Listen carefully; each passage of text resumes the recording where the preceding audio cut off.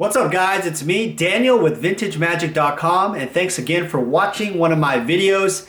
I wanted to touch base with a subject about a patron named Robert asked me a question in regards to Judge foils, if they are a good investment long term, and if the iconic Masters and Eternal Masters 2 hype essentially would, the whole thing has died down, so you could look at it as an investment long term.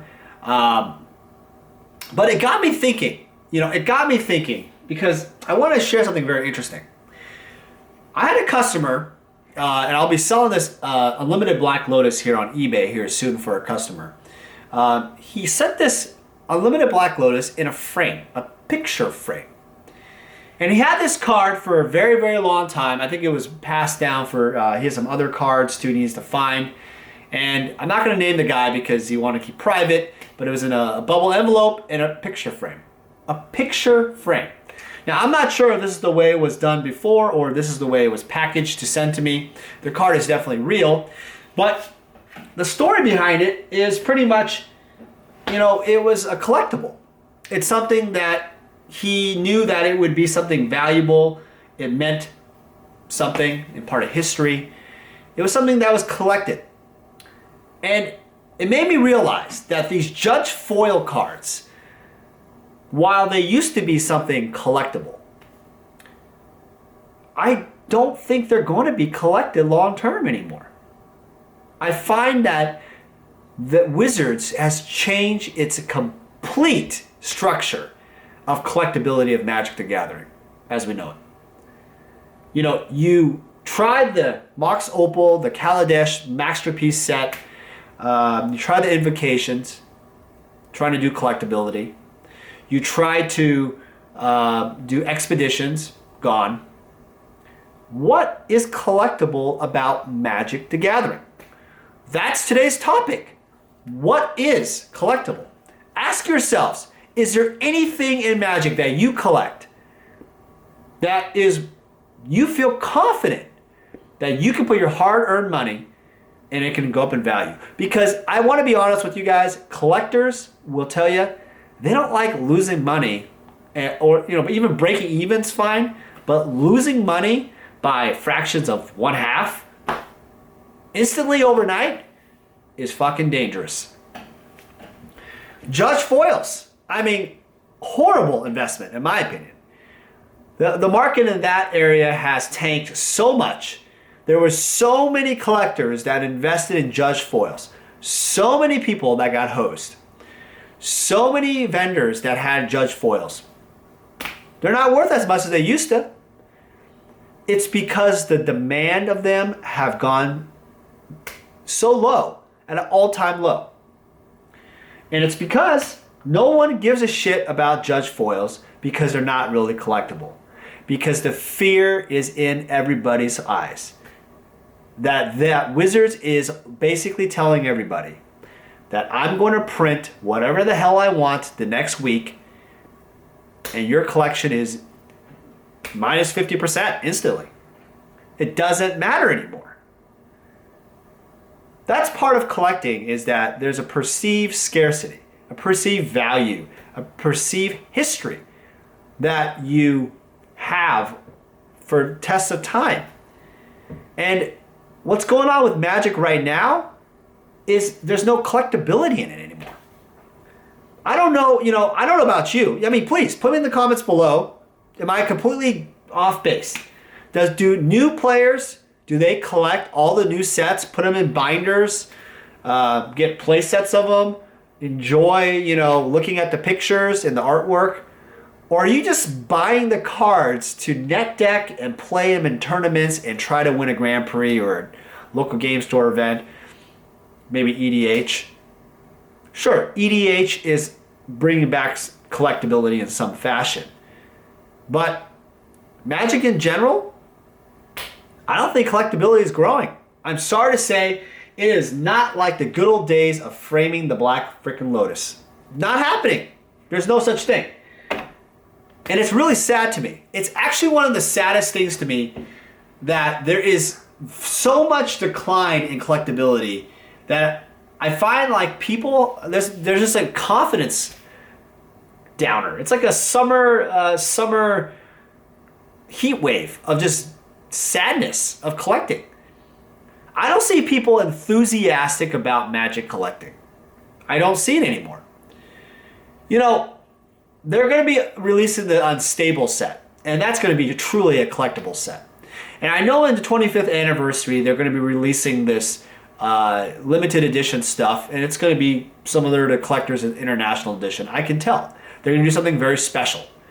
It's collectible. I'm sure it is. But I think there needs to be more. I think there needs to be more focus on collectors also.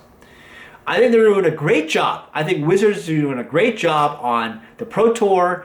They're increasing the money prizes, the exposure for Magic. I think that's great. Nothing wrong with that. But I think they're losing sight on one of the key elements, what makes Magic so special, is that it is a CCG, a collectible card game.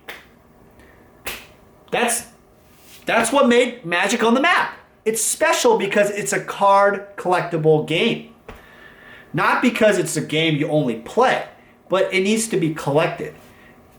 And I'm not saying you don't play the game, you just hoard them in boxes and crazy investors like me and Rudy. No. I'm saying that the players will collect them, enjoy the artwork, be nostalgic throughout the years. But I don't see it happening. I don't see people remembering Theros. I don't see people remembering Dragon's Mace. I don't see people remembering Return of Ravnica because you're going to reprint the shit over and over again. Well, how do you remember something if you're going to reprint it the next time? There's no nostalgia factor. And that's what keeps Magic, the older stuff, nostalgic, is that they're not going to reprint them because of the damn reserve list. It keeps the collectability strong. That's the problem, is that the confidence in all the consumers now feel like Magic is not collectible.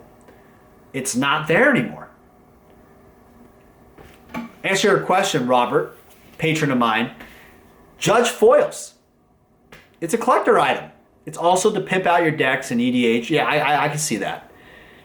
But do I think that there's enough demand for the prices to grow in value over time? No, I do not.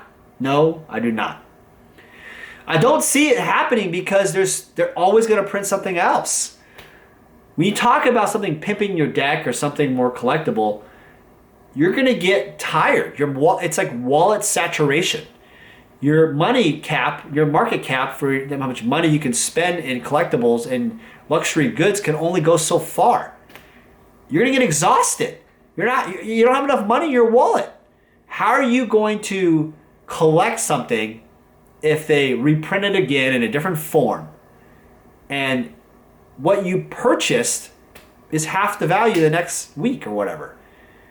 You know, as a collector, you don't want to buy something and feel that the items that you purchase are not special anymore. That's the problem.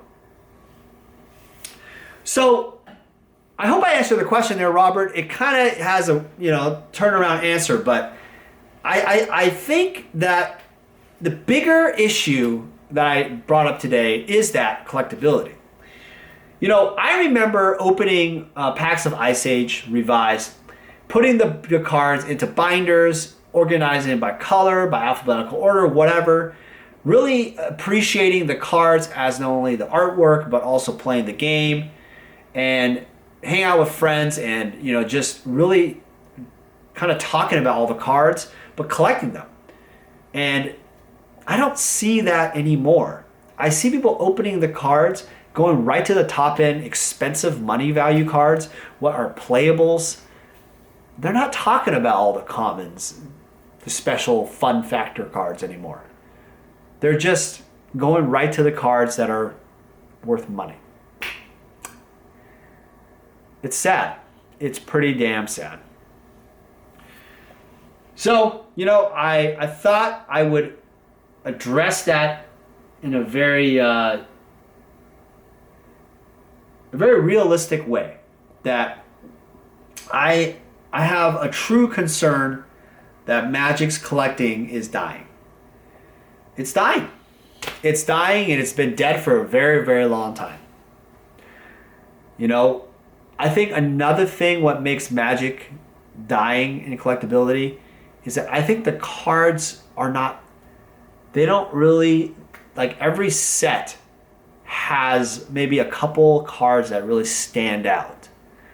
I think that's maybe a design thing. I'm not sure. But to me, it's like a couple of cards, a few cards really make that set the icon. That's the set. Every new set has its thing. And I want you guys, the old school Magic players will understand this. I want you guys to think about this. Think about the time of just Alpha and the Beta and Unlimited, where you have the Power 9, the dual lands, you have Chaos Orb, you have Gauntlet of Might, you have Land War Elves, Elvish Archers, Script Scribes, all these cards. Juzam de Jin for Arabian Nights, Library of Alexandria. All these cards are such icons in our game, our history, our memory. And you look at the new sets, there's only a few. And all we do is print them over and over again. Like Mox Opal. I mean, it's printed over and over and over again in a different form. What icons are coming out of the new sets? What are collectible? And I can tell you that over the course of the years, it's gotten worse and worse and worse. It's a sad, sad tale. It's a sad, sad tale. All right, guys. So, hey, please share with me what you guys think about this topic, because I'm very concerned about the collectability of Magic. What would you guys do?